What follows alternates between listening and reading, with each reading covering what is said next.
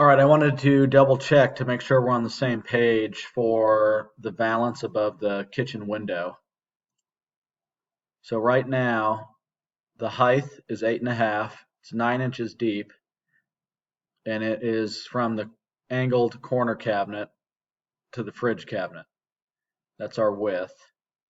But as far as the inside, and this would be a slab front.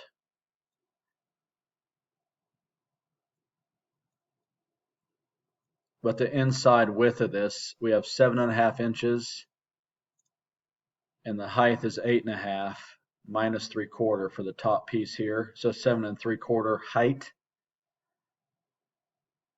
Again, the front of this will not have this open space. A slab front. And looking down on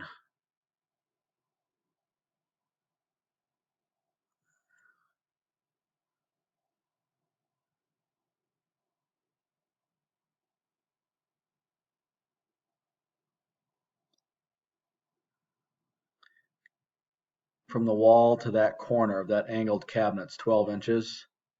Then from the wall to the face of the valance is 9 inches.